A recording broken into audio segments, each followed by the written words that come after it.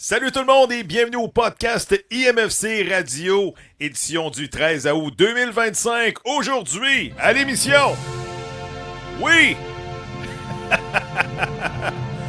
de Repentigny, Québec, dans le coin bleu, 6 pieds, 160 livres et une fiche de 412 déplacements au centre Nutrilait cette année. Maxime Truman! OK. Comment ça va, mon Max? Ça va bien. J'avais peur que tu m'accueilles en mexicain, là. Non, ce personnage-là, malheureusement, a été rendu dans la remise. Comment ça va, mon beau Max? 6 pieds 160, c'est ça? Ah, 5 et 11, 180, mais c'est pas grave. 6 pieds 160, ça sonne mieux pour la télé ou le podcasting. Écoute, on a une grosse émission parce que, bon, on va faire ça on a 20, 25, 30 minutes devant nous, là. C'est la semaine du mercato du CF Montréal, le mercato qui se termine le 21 août prochain. On est le 13 août, on enregistre cette émission vers 14h30 ce mercredi. Donc, pour l'instant, le plan A, le plan B, le plan C n'est toujours pas, disons, effectué du côté du CF Montréal, mais selon notre ami Tom Bogert, et non Tom Booger, là. Il y en a qui se sont laissés prendre hier, justement, avec un faux compte de Tom Bogert. Toronto FC have acquired forward Jules Anthony Vilsaint from CF Montreal in exchange for midfielder Matty Longstaff. Et la source, c'est pas Tom Bogert qui l'a sorti, mais bel et bien notre informateur numéro 1, Maxime Truman. On mentionne que le TFC recevra également de l'argent d'allocation dans cette transaction-là. Encore une transaction avec le TFC. Coudon, y a-tu juste 2 clubs pour danser dans cette ligue-là? Max, t'as été le premier à sortir ça ce matin. Raconte-nous un petit peu, cette histoire-là, comment t'as eu l'information. Peux-tu nous faire rentrer dans, les coulisses, sans faire de jeu de mots, de cet échange-là? Comment tu vois ça, Jules Anthony Vilsaint qui quitte pour le Toronto FC? Ça n'a toujours pas été annoncé par le club, par exemple. On n'a pas reçu encore une fois le communiqué, là. Ben, écoute, on va faire une histoire courte. Hier, mardi, mercredi, c'est les 2 seuls entraînements qui sont pas à huis clos cette semaine. Fait que je me suis déplacé aux 2. Puis hier, il y avait quand même de quoi d'intéressant. Tom Pierce n'était pas là. Fait que il y avait déjà une absence. Puis aujourd'hui, je pense que quand j'ai donné ma présence au club, j'ai mentionné que j'allais être là. Puis on sait bien que Jules Anthony Vilsaint allait pas être là à l'entraînement. On sait que tout le monde raconte des trucs à gauche, à droite. Puis à un moment donné, en fouillant, tu comprends pourquoi Jules n'est pas là à l'entraînement. Et quand tu demandes des confirmations, tu n'as pas le choix à un moment donné d'être transparent puis de jouer la carte de la transparence. Mais l'info, elle existait avant. Tout le monde a été super transparent, super ouvert. C'est cool, autant du côté de Jules que du côté du club. Et c'est une transaction qui, juste l'expliquer rapidement, pourquoi elle n'est pas annoncée encore, c'est simple. C'est que le club doit envoyer ça à la MLS. La MLS doit passer à travers le communiqué, les trucs de contrat, etc. Donc, c'est pas le club qui ne l'a pas annoncé. Oui, tu as raison, mais c'est que la MLS branle dans le manche. Fait qu'un jour, ça sera annoncé. Mais très, très cool transaction. Sérieusement, Gab, là? Moi, je suis content. Moi, sérieusement, je suis un peu déçu pour Jules Anthony Vilsaint, là. Écoute, si t'écoutes, Tony Marinaro au courant des dernières années, il voyait gros, là, Jules Anthony Vilsaint. Il disait c'était le plus beau talent qui sortait du Québec après, disons, je connais peut-être Balou, là, mais lui, Jules Anthony Vilsaint, il voyait gros. Il voyait remplir le filet du côté du CF Montréal. Puis là, 2 ans plus tard, je sais qu'il a été ennuyé par les blessures. Je connais pas son attitude générale à Jules Anthony, mais y a-tu vraiment son break ici à Montréal? Bonsoir, il est parti après avoir disputé 225 minutes cette année. En tout cas, vas-y, je te laisse aller. OK, non, mais cette année, t'as vu Jules Anthony combien de fois sur le terrain? Plus que 3 minutes dans une fin de match pour faire un changement, juste pour ralentir le tempo d'une fin de rencontre. On l'a pas vu beaucoup. Puis, tu sais, quand on parlait de Jules Anthony à Marco Donadel, on voyait qu'il y avait quelque chose qui clochait entre le profil, le style de joueur, le jeu, les rendements, la performance de Jules Anthony, puis de Marco Donadel. Fait qu'à partir du moment où on sait que Jules Anthony n'aura pas vraiment de break à Montréal, mais tant qu'elle le laisse ici dans un environnement qui est plus bon pour lui, qui est lourd pour le coach, on demande à la direction sportive qu'est-ce qui se passe avec Jules Anthony. Les partisans veulent savoir. Les gens critiquent à gauche, à droite. Donne un break au kid ailleurs, puis le kid va avoir son break ailleurs. et on reçoit un milieu de terrain qui a de l'expérience, on n'a plus de milieu. On fait jouer Clark au milieu, on fait jouer Waterman au milieu. Piet est encore aux prises avec des vertiges. Donc, je pense que tout le monde y gagne. La seule chose, c'est le 30 août, dans 2 semaines. C'est un hasard, là. Mais dans 2 semaines, tu joues à Toronto contre le TFC. Si Jules en plante un, ça va faire jaser sur la Twittosphère et sur les groupes de partisans du CF Montréal. Écoute, j'ai répertorié le nombre de transactions que CF Montréal avec le TFC, bon, les dernières années. Je pense Rain the Dream Edwards, Luca Peretrasso, ensuite Prince s'en vient à Montréal. Il y a eu qui d'autre, là? Bon, il y a eu Gilles-Anthony Vilsain, il y en a d'autres. Pourquoi qu'on danse toujours? On a eu, Jekyll Marshall Ruddy également, un flop. Pourquoi qu'on transige toujours avec le Toronto FC? Il y a des gens, je m'excuse, qui sont en crise ce matin, qui sont fâchés parce qu'ils disent on transige toujours avec l'ennemi. C'est simple, Gavino. Dans la MLS, c'est mal fait. Puis Jules Anthony ne va pas compter comme un joueur international au Canada, mais le compte aux États-Unis. Fait que sa valeur au sud de la frontière, elle est beaucoup plus basse que sa valeur au nord de la frontière. Ça, c'est le premier point. Quand tu veux échanger un gars comme Jules Anthony, tu as plus de chances de le faire à Vancouver ou à Toronto. Puis après ça, Toronto est plus près. Fait que les joueurs ont plus le goût d'aller là, même si c'est le club ennemi. C'est plus la rivalité d'il y a 20 ans. Je te dis pas que je suis content de voir Jules en blanc et rouge. Moi, je déteste Toronto et j'aime bien le joueur, la personne qui est Jules-Anthony Vilsain, mais je suis content quand même pour lui parce qu'il s'en va pas trop loin. Il aura la chance de nous la mettre en plein visage puis ça fera des belles histoires. Puis ça écrira justement l'histoire du foot montréalo. J'aurais aimé ça le voir en 10, qu'il y ait un break là, à Montréal. Peut-être pas en 9 parce que t'as Prince, mais les en 10, il me faisait vraiment penser un peu à Ismaël Koné lorsqu'il prenait le ballon puis décidait de courir avec, du centre du terrain jusqu'au dernier tiers offensif. Moi, je le trouvais élégant. Malheureusement, je pense pas que le CF Montréal est une meilleure équipe, mais étant donné que tu faisais jouer des Brandon Craig puis des Joel Waterman, puis comme tu as dit, Samuel Piet, encore aux prises avec des maudits vertiges, ben t'as plus personne au milieu de terrain. Donc, Matty Longstaff. Ouais, vas-y. Attends, tu parles de Samuel Piet, là? Ouais. Je le vois tous les jours ou presque que je vais au centre Nutrilait. Je l'ai vu quand il était blessé aux obliques. Je l'ai vu quand il avait ses débuts de vertige. Je l'ai vu quand il était en santé. Hier, je l'ai vu dans le stationnement, juste en me parquant en arrivant au stade. Lui, il était à côté. Il est en... on est en podcast, on parle à dire. Il est en tabarnak. Pour vrai, je sens le gars qui est plus capable, qui pensait... Puis là, c'est moi là, qui interprète ce que j'ai vu. Il m'a dit « Salut, il est pas fâché contre moi. » là. Mais lui, là, il pensait qu'il était guéri, il l'est pas. Il pensait qu'il était guéri, il l'est pas. Il pensait qu'il était guéri, il l'est pas. Il revient, il se fait mal aux obliques. Il revient, ses vertiges reviennent. Lui, là, à un moment donné, là, si ça se passe pas, on va shut down sa season. Puis on va essayer, ça sera l'année prochaine, guéris-toi comme il faut. Mais je te le dis, il est en tabarnak. Il est encore aux prises avec des vertiges puis quelque chose qu'on ne sait pas trop comment guérir. Il doit passer des batteries de test pour l'instant.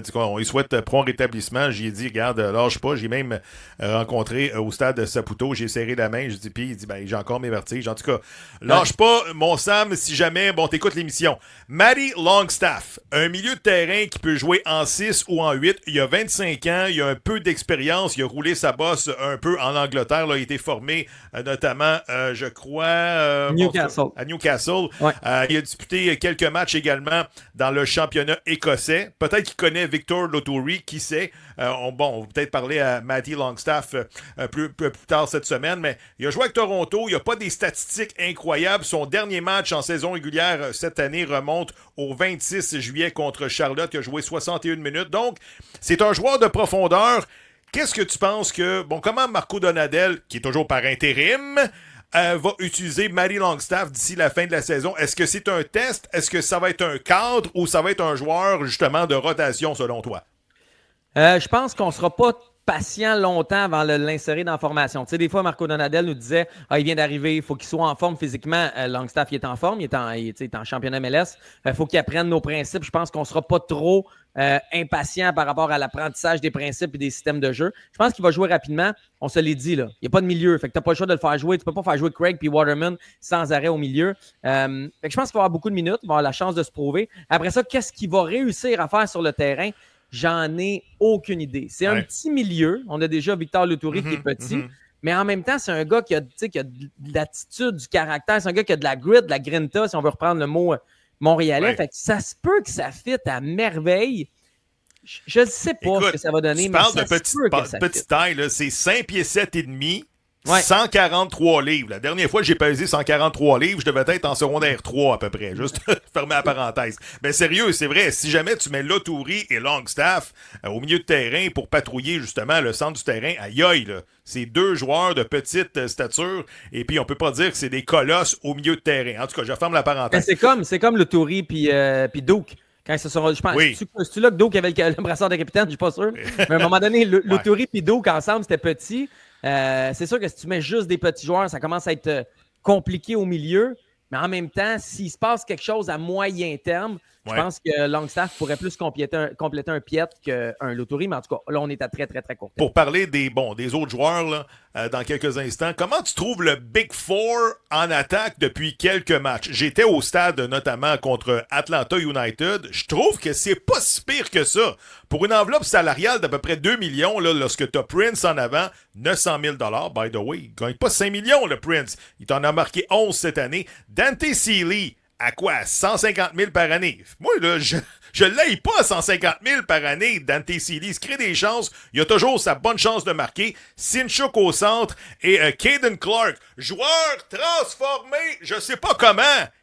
Qui l'a piqué, Caden Clark, mais depuis un mois, c'est le meilleur joueur du CF Montréal. Je te le dis, Caden Clark, faut pas t'échanger ça, là. Faut pas que t'échanges ça. Tellement que l'équipe est faible, au moins Caden Clark, il court tous les maudits ballons, il donne son 150%, il mange les bandes. Pour moi, ce Big Four-là, entre guillemets, pour l'instant, je suis un petit peu excité jusqu'à la fin de l'année. Si on n'a pas d'acquisition, là, je veux voir où est-ce que ce Big Four-là va nous amener pour les 7-8 derniers matchs. Comment tu vois ça, toi, le Big Four? Prince Owusu, c'est, je le disais à l'entraînement ce matin, je pense que c'était Gab des ventes là, qui était là, c'est la journée des membres. Ouais. C'est probablement le plus gros turn heel, de passer de méchant à gentil en si peu de temps. Souviens-toi, le début de saison, ça allait pas du tout. Il se fait huer au stade Saputo, puis boum, il se met à marquer. Puis là, on réalise qu'il travaille fort, puis on se met à aimer Prince Owusu. Puis là, il est capitaine, puis tout le monde l'adore, même s'il venait de Toronto. C'est capoté ce qui s'est passé avec Prince Owusu. Il n'y a pas photo. Là. C'est le meilleur attaquant, le meilleur neuf de cette équipe-là. Et là, Rioni n'est pas sur le bord de revenir. Là. Hier, il n'était pas à l'entraînement. Aujourd'hui, il courait un petit peu puis il s'est entraîné avec un ballon. Donc, Owusu, j'ai pas de trouble. Ça va bien.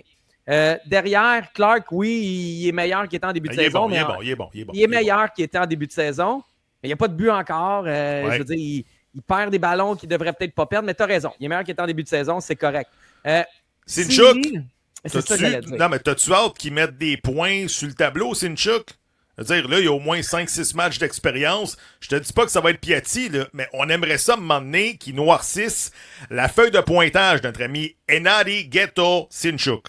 T'as raison. J'ai la même envie que toi. Moi, ce qui me dérange plus dans le cas de Sinchuk, c'est qu'il est toujours à droite et il centre jamais.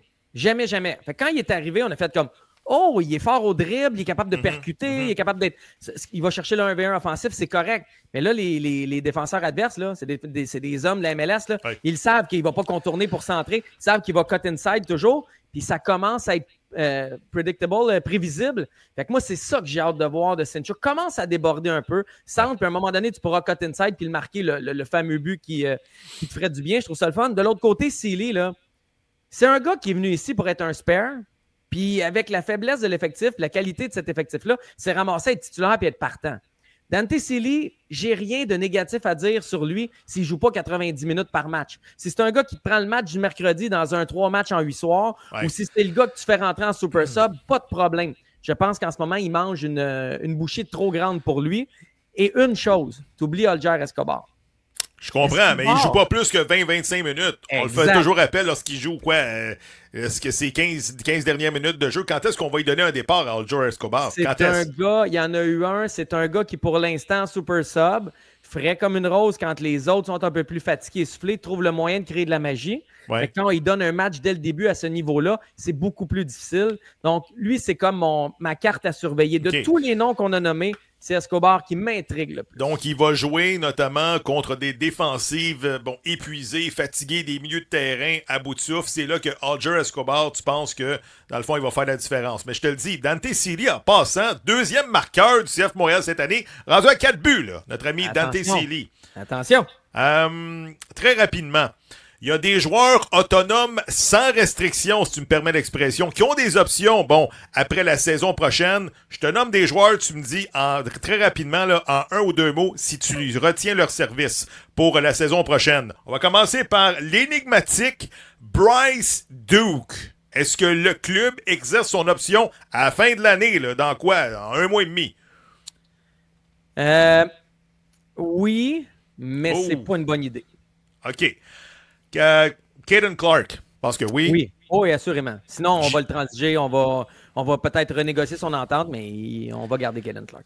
L'Albanais est seul joueur désigné du CF Montréal, Giacomo Vrioni. Next. Parfait. Fernando Alvarez. Je pense qu'on va on devrait transiger Alvarez ou on va renégocier son contrat ou option. Il va rester, on ne le laissera pas partir libre sans restriction, comme tu le dis bien, mais on ne le laissera pas partir libre. Là. Il y a deux options dans les 2 prochaines années. Luca Petrasso. Ben oui, on garde Luca. C'est un peu comme Silly, là. Il prend des bouchées qui sont un peu trop grosses pour lui, puis on le voit dans les derniers matchs, c'est un peu sifflé. Mais oui, on garde Luca Petrasso. Breza. Maudite bonne question. Sérieusement, maudite bonne question. Je me demande s'il serait pas mieux de se joindre au staff. Mm-hmm. Ça dépend du départ de Sirois, parce que là, Gillier a toujours le filet du numéro 1 à l'entraînement. Il a toujours il joue avec les partants, il change moins que les autres. Selon moi, il débarque pas, là, Gillier, là. Il ne débarque pas. Lorsqu'on lui a posé la question à Marco Donadel, notamment après le match contre Atlanta, il a répondu présentement des joueurs à l'essai, puis je veux savoir, bon, dans le fond, je paraphrase, mais qu'est-ce que les joueurs ont dans le corps, et c'est bon pour l'évaluation, pour me faire une idée. Selon moi, Thomas Gillier débarque pas. C'est plate pour Joe Sirois, là, mais en tout cas, j'ai hâte de voir. Mais Thomas Gillier te donne exactement ce que tu veux d'un gardien en ce moment. Il est complètement fou. Même à l'entraînement, ce matin, il a mangé un tir en plein visage, s'est effondré, tout le monde est allé vers lui, il a fait comme là, il se relève, puis il est déjà prêt à jouer. Il est un peu cinglé, puis on a besoin de ça. Bon, Jules-Anthony Vilsain, c'est réglé, il a été échangé. Brandon Craig, je pense qu'il n'y a pas photo. Le club va exercer son option. Donc, on est d'accord, toi puis moi, là, on ne s'ostinera pas longtemps. Non. Bryce Duke et Vrioni, on va les conduire à l'aéroport et c'est terminé, là, selon moi. Là. Vrioni, c'est terminé parce que tu peux pas mettre autant d'argent sur un joueur qui joue jamais. Là. Je veux dire, la dernière blessure est vraiment celle de trop. Là. Quand il était supposé d'embarquer, puis à la dernière seconde, on l'enlève du 11 là, parce qu'il s'est refait mal aux abducteurs, c'est la blessure de trop. Puis Bryce Duke, je ne vois plus de rôle pour ce joueur-là. Ça me fait penser à Jules-Anthony Vilsain. Je ne sais pas où il peut rentrer dans ce système-là, puis où il peut plaire à un gars comme Marco Donadel. Puis vite, Gavino. Vas-y. Pense-y, OK? Jules-Anthony Vilsain, ça va pas bien avec Marco Donadel au niveau sportif, OK? Il y avait de la misère à avoir des minutes dans le système, dans la tactique, dans les principes de jeu de Marco Donadel, dans ce qu'il recherche comme joueur. Et on choisit d'échanger Jules-Anthony Vilsain. D'après toi, qu'est-ce que ça veut dire, Marco Donadel? Ben, il est confirmé pour les saisons à venir. Là. C'est ce que je pense. Où on veut qu'il revienne. Fait que si Marco Donadel est là, ben Jules est en partie. J'ai de la misère à voir Sunusi Ibrahim, Malo Poku et Bryce Duke avoir un rôle important dans ce collectif-là parce que je pense que soit que c'est déjà confirmé et on attend pour nous l'annoncer, ou soit qu'on espère que Donadel va accepter l'offre qu'on lui a faite. Mais ça n'en dit beaucoup, selon moi. Parce que quand même, les acquisitions, dernièrement du CF Montréal, c'est pas si pire que ça. Gillier, il est très bon. Alvarez, c'est un gros bonhomme dans la surface des réparations. Me fait penser un petit peu à George Campbell. Donc, dernièrement, je pense que CF Montréal a fait des bonnes acquisitions. Le problème, c'est que tu n'as toujours pas ton cadre ou ton 2-3 joueurs là, qui vont notamment aller chercher un autre step sur le groupe. Tu n'as pas le Ryan Gold puis le Brian White. Tu n'as pas le 1-2 punch en attaque. C'est ce qui se fait mal du côté du CF Montréal. Bon, le mercato se termine le 20 août. Avant de, notamment, là, y aller avec les questions du public. C'est dans une semaine. C'est 20-21? Je pense que c'est 21, mais en tout cas, c'est la même... C'est dans une semaine. C'est dans une semaine, Max. Et les gens, les tweeters sont un petit peu impatients parce qu'ils se disent, écoute, si on relit la lettre signée il y a quelques semaines, il faut lire entre les lignes que tous les dossiers ne seront pas réglés ce mercato-ci. Je sais que, tu sais, il y a des podcasteurs qui ont dit qu'il va falloir être patient, puis peut-être qu'il va y avoir ce fameux joueur-là, à l'hiver prochain. Mais moi, écoute, je suis un petit peu inquiet, là, parce que qu'est-ce qui dit que c'est une garantie, cette affaire-là. Tu vas aller signer ce joueur-là. Il y a des vétérans qui signent un peu partout du côté de la MLS. On l'a vu, Son il a signé. Ensuite, Matt Turner, il est revenu avec les Revs de la Nouvelle-Angleterre. Donc, il y a du mouvement de personnel. Thomas Muller, je l'aurais pris ici à Montréal. Malheureusement, bon, il a jeté son fief sur Vancouver, il s'en va là-bas. Mais t'as besoin d'un bon vétéran. Ton poster boy pour l'année prochaine, c'est qui? J'aime bien Samuel Piette, mais si, mettons, il est ennuyé par les blessures puis il joue 10 games sur 34, ce sera pas ça, là. C'est ce qui me fait peur. Puis en même temps, ça peut m'encourager, là. Il reste 8 jours, mettons 8 jours. L'échange de Jules Anthony Vilsaint, ça s'est bouclé en quelques jours à peine. Il y a 2 semaines, on parlait pas de ça. Là. Ça s'est bouclé en, je ne sais pas, mais disons 4 jours, 7 jours, 6 jours, je ne sais pas, mais ça s'est bouclé rapidement. Donc, ce que ça me dit, c'est qu'il reste 8 jours, puis on peut encore boucler des grosses transactions. Ce qui me fait peur, c'est que les plans A et les plans B qu'on avait, on dirait que ça n'a pas marché. Puis en ce moment, on est ouvert à des plans C, D, E. Puis là, tu as 2 choix. Est-ce qu'on prend un plan C, D ou E ou on attend au prochain mercato? Moi, ce que les gens ont commencé à me dire, c'est oui, mais des fois, dans le mercato d'été, c'est plus dur que le mercato d'hiver. Ouais. Oui, mais au mercato d'hiver, on nous a dit que le mercato d'hiver était plus dur que le mercato d'été. Fait que j'ai l'impression que c'est dur aller chercher des joueurs d'impact, sans mauvais jeu de mots. J'ai l'impression que ces gars-là, pour qu'ils viennent, ça prend un entraîneur nommé, ça prend un projet de club avec lequel ils ont le goût de s'embarquer, ça prend des coéquipiers de qualité. Puis tu sais, le mercato d'été, là, Piatti, si ma mémoire est bonne, est arrivé l'été. Didier Drogba est arrivé l'été. Samuel Piette est arrivé l'été. Écoute, il y en a beaucoup des bons joueurs dans l'histoire du club qui sont arrivés l'été. Boyan également. Je pense que Marco Di Vaio, c'était au mois de mai. Zemiley, c'était au mois de mai. C'était un peu avant. Je veux dire, tu n'es pas obligé d'attendre au mercato en plein milieu de l'hiver. J'achète pas c'est plus facile tel mercato ou tel mercato. Ça va prendre du renfort. OK, quelques questions très rapides. Ouais. Il y a notamment, justement, Pascal, le podcasteur, qui dit « Selon toi, qui assiste aux entraînements un peu, quel est l'état d'esprit des gars comme Opoku et Sunusi? Font-ils encore des efforts ou attendent-ils inévitablement la fin de la saison en espérant une solution? » Opoku, il a joué quoi? 5 minutes dans le dernier match, puis Sunusi, regarde, il continue à manger du popcorn à 25 pieds de nous sur la galerie de presse. Est-ce que ces joueurs-là continuent à se donner et ils ont l'écusson du CF Montréal tatoué sous le cœur où ils se disent « J'ai-tu hâte de crisser mon camp d'ici? » Ça se ressemble, mais c'est différent. Sunusi, j'ai l'impression qu'il n'est pas conscient de où il est rendu ou de ce qu'il doit faire pour retrouver des minutes en MLS. J'ai l'impression que c'est terminé. Je ne sais pas s'il le sait ou pas, mais clairement, ce qu'on voit à l'entraînement, ça ne semble pas être un gars qui est à 2 doigts ou à une décision ou à un bon entraînement près de retrouver sa place. C'est comme, on dirait que ça dure, puis malheureusement, il reste une autre année. C'est comme un petit malaise ambiant. En tout cas, c'est du moins ce que je perçois. OK, ouais, vas-y. Opoku, c'est comme on avait vu au camp. C'est un gars qui travaille fort. C'était le meilleur joueur au camp. C'était le meilleur joueur au camp d'entraînement. Puis dans les 5 dernières minutes, je l'ai aimé, moi, Opoku. Comment ça se fait que ce gars-là, il a pas embarqué avec 20 minutes à faire? Prince était brûlé. Il était dans le bain de glace après la game. Comment ça se fait qu'Opoku, on l'a pas fait jouer plus que ça, en tout cas? J'ai l'impression qu'un peu comme Jules, c'est un profil qui ne cadre pas avec le coach Donadel. Les qualités d'Opoku, c'est pas les qualités que Marco Donadel recherche en premier. Fait que j'ai l'impression qu'il y a un misfit. J'ai l'impression qu'à un moment donné, ça se met à jouer dans la tête de l'athlète, puis tu joues pas. Puis qu'est-ce qu'il faut que je fasse pour jouer? Mais là, il m'explique pas pourquoi je joue pas, puis etc. J'ai l'impression que c'est différent de Sunusi. Moi, Opoku, il y a encore des belles séquences à l'entraînement. Ça arrive par moments qu'on dit, voyons donc, comment ça, ce gars-là joue pas? Ben oui. Je te dis pas qu'il est le meilleur à tous les entraînements, là, mais je veux dire, c'est pas identique, les deux solutions. OK. Rapidement, les autres questions. Notre ami Dr. Foot. Finalement, tu as réussi à mettre la main sur l'informateur numéro 1. Il faut dire que, Max, je t'ai invité souvent, mais on a des conflits, conflits d'horaire. La question, a-t-il l'impression qu'il faudra attendre cet hiver pour une grosse signature au CF Montréal? Le comité a-t-il échoué cet été à recruter un plan ou un A ou B? Mais tu sais, la question, c'est, as-tu hâte de poser des questions à Luca Saputo dans quelques jours? Je te le dis, j'ai l'impression que tu seras pas tout seul à cette conférence de presse-là dans une semaine environ. Je serai pas tout seul. J'ai hâte de poser des questions. J'espère qu'il y aura de l'aide parce que si notre mercato, c'est Morales puis Longstaff, ce sera pas assez. Gillier, mais c'est au mois de mai. Oui, puis c'est un prêt de Bologne, puis ça se peut qu'on le perde dans quelques mois. Tu sais, lui, je pense que c'est un prêt de 6 mois en plus. Là. On a une option qui risque d'être reconduite, mais c'est même pas certain qu'il va être là l'année prochaine. Fait que, si c'est seulement ça, un gardien en prêt, puis ce ne sera pas suffisant. Je sais qu'il travaille sur d'autres choses. Je sais qu'il risque d'y avoir d'autres annonces. Est-ce que ça va être A?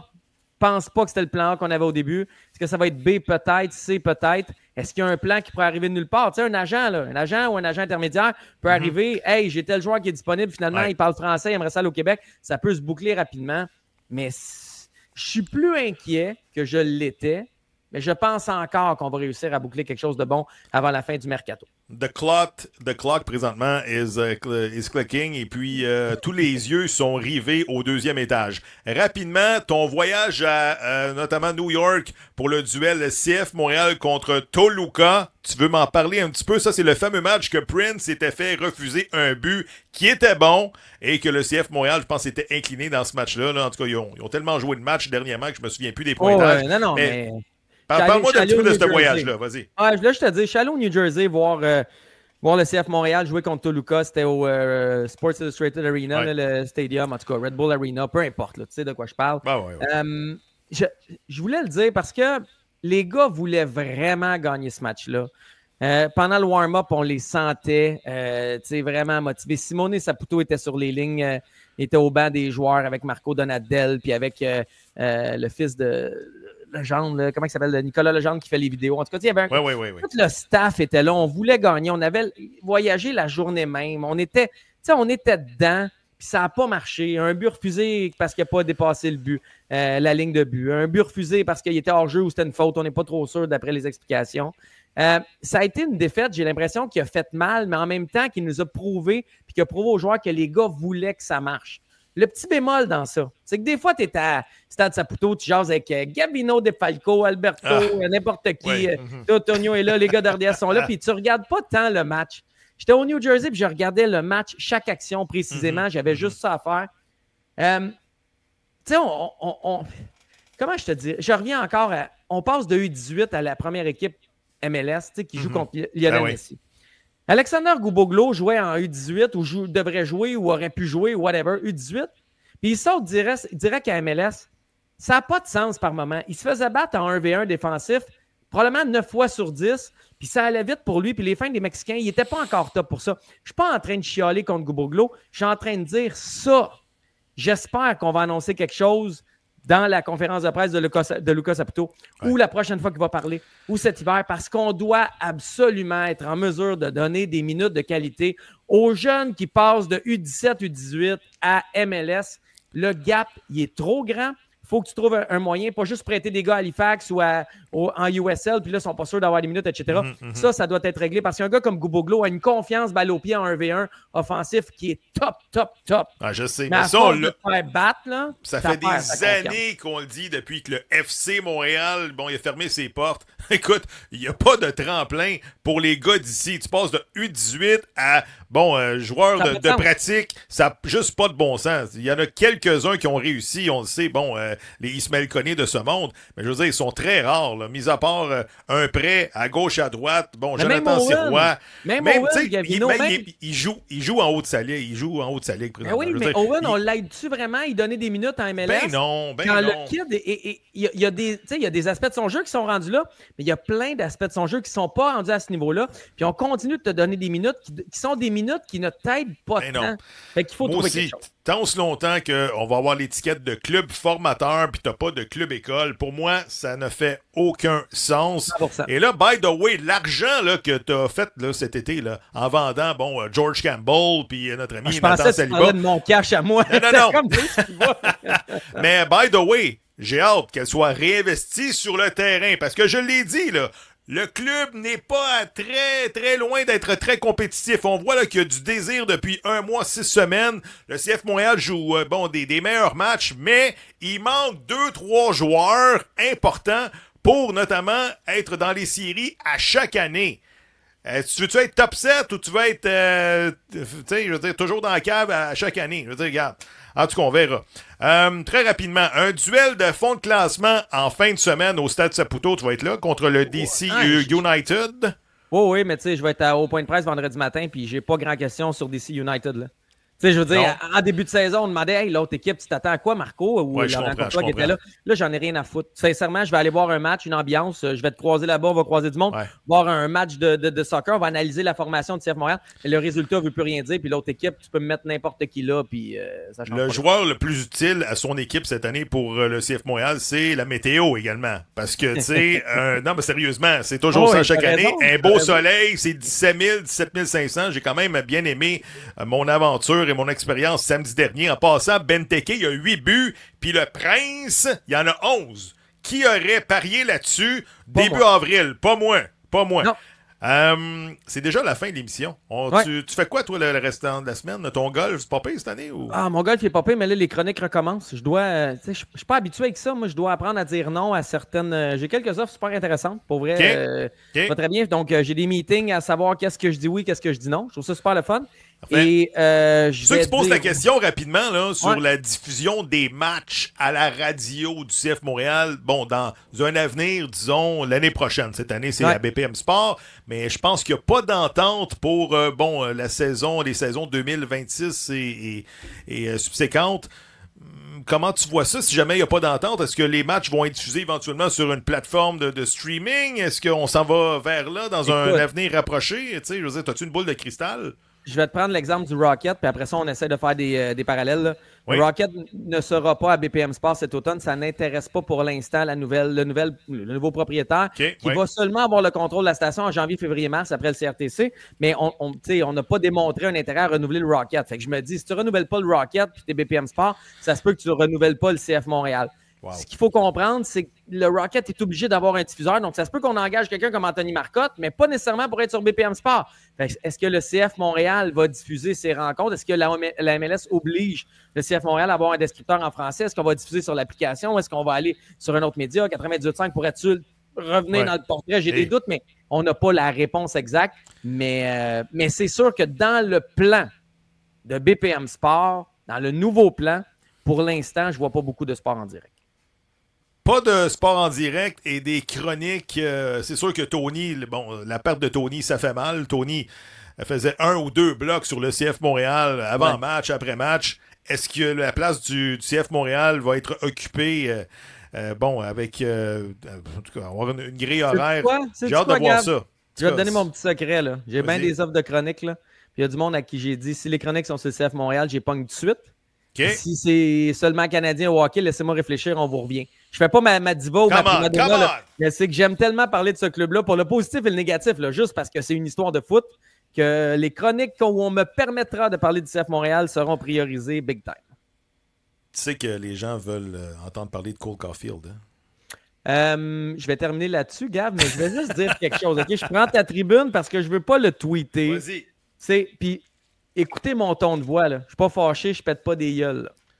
Mais je trouve ça moyen quand je sors une nouvelle sur Jules-Anthony Vilsaint ce matin.